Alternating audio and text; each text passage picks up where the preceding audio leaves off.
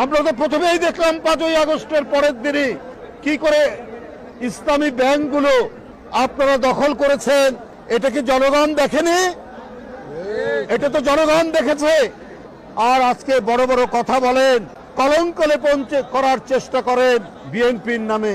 পাড়া মহল্লায়, জেলায় জেলায় অনেক টার্মিনাল দখল সহ, অনেক সিএনজি স্ট্যান্ড দখল সহ, অনেক টেন্ডার ভাগাভাগির মধ্যে আপনাদের লোকরা কি জড়িত নেই? আমি সেই রাজনৈতিক দলটিকে বলতে চাই, খুব নীরবে নিভৃতে সবকিছু অপকর্মের সাথে আপনারা জড়িত। খুর পার্টি এবং পায়ের রক কাটা পার্টি, এরা কারা? এদেরকে জনগণ জানে না। কারা পায়ের রক কাটে তাদেরকে তো জনগণ ঠিকই জানে, চেনে। সুতরাং খুব ঘোলা পানিতে মাছ শিকার করার চেষ্টা করছে। আপনাদের 71-এর অর্জন কি? আপনারা 71-এর বিরোধিতা করেছেন। আপনারা তো ইসলাম নিয়ে রাজনীতি করেন। ইসলাম মানে কি বারবার মুনাফিকি করা?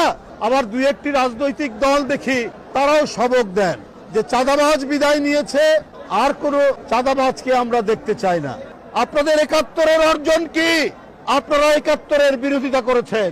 আমরা তো দেখেছি ইসলামী ব্যাংক কিভাবে গ্রাস করে নিল একটি রাজনৈতিক দলের অনুসারীরা। তাহলে আজকে কোন মুখে বলছেন এক চাঁদাবাজ পালিয়েছে, আরেক চাঁদাবাজকে কেউ দেখতে চায় না?